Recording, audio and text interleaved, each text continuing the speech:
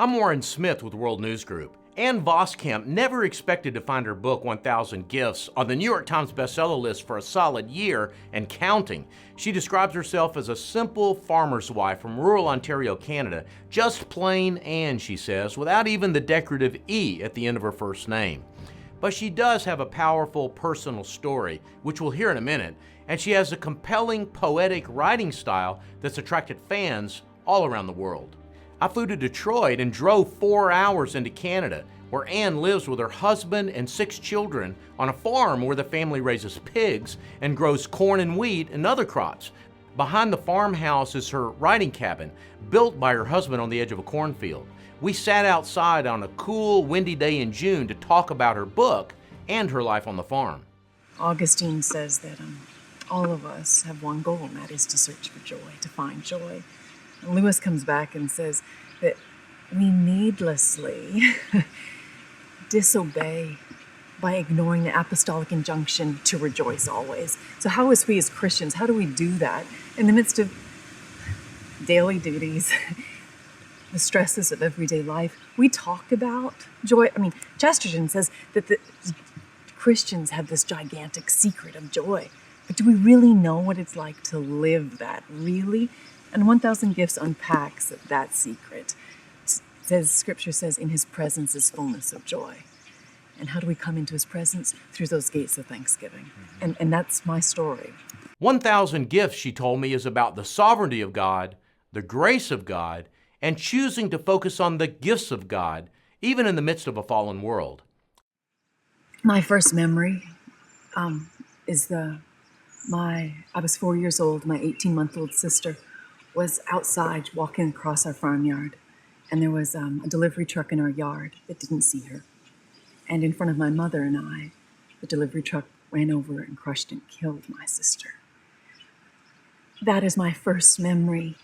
Those fears formed me. And I had an ulcer by the time I was 7. I was cutting myself by the time of my early teens. And by the time I was 19, I was diagnosed with agoraphobia.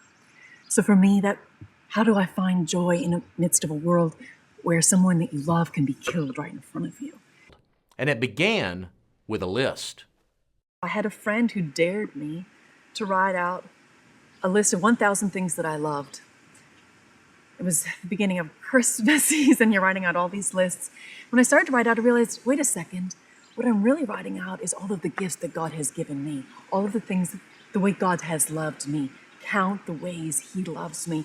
And all of a sudden I realized I understood from Scripture who he was, but I started to see him and experience him in my everyday life. That his grace, he is this fountain of grace that just overflows. And it's not being grateful, yes, grateful for the gifts, but it's through the gifts to the giver that you begin to focus on. I asked her to read some of the items on that original list. This was November 13th, 2008.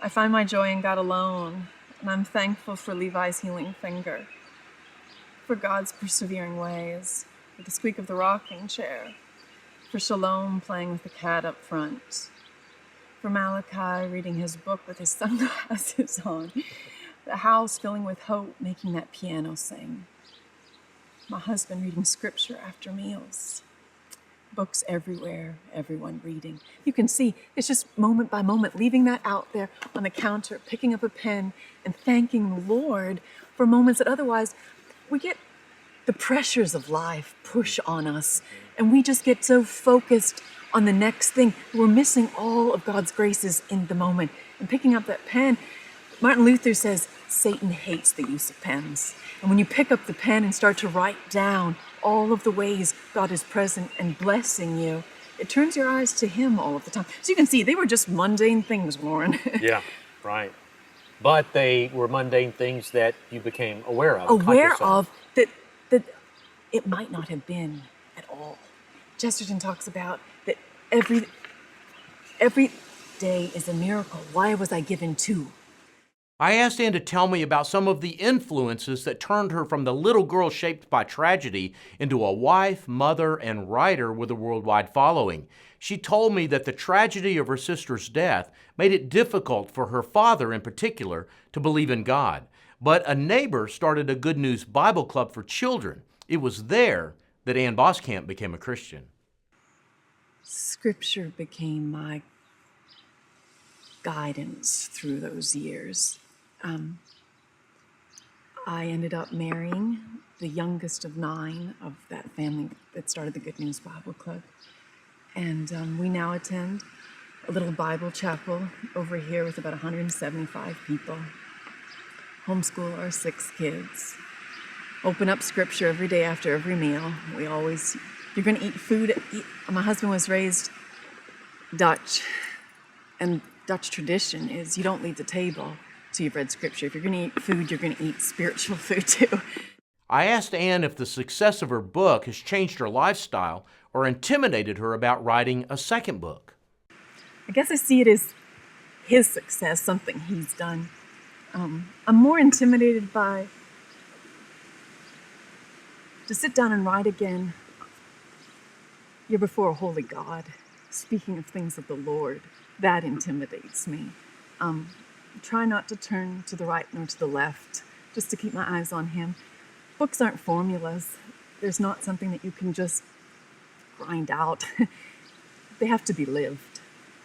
So I think now it's just to keep company with him, to stay steeped in scripture and write authentically out of my own life and my own wrestling, and his truth, laying that down on my life and seeing where I'm not, where I need to grow and what he has to work in me, and not think too much about anything else for it. Ann says that despite her writing success, she remains committed to a rural farming lifestyle, in part because it provides her with daily reminders of the sovereignty and grace of God. Our livelihood is made out of what comes out of those fields. We can't determine when we're going to plant a crop. We can't determine when we're going to harvest a crop. That's dependent on weather all summer long, whether it rains, whether we get enough heat units. Being farmers, it forces us to live constantly aware of the sovereignty of God, to live in a posture of bended knee. That there's years we get rain throughout the week. It starts to dry off on Friday. The perfect day to harvest your wheat crop is on a Sunday.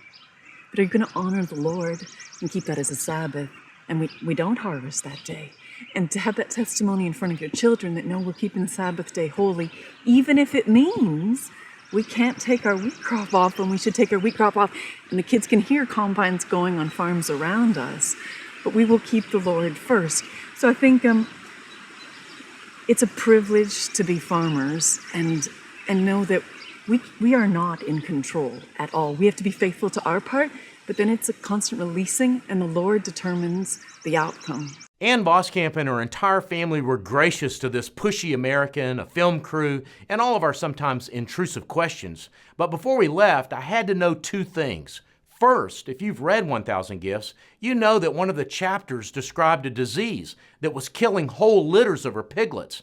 I had to know how things were now. She got a piglet out of the barn to show me that they were doing just fine. And finally, I wanted to ask her what advice she might have for others, young people especially, including her own children, who were growing up and seeking God's direction for living a satisfied life. So, are you in prayer?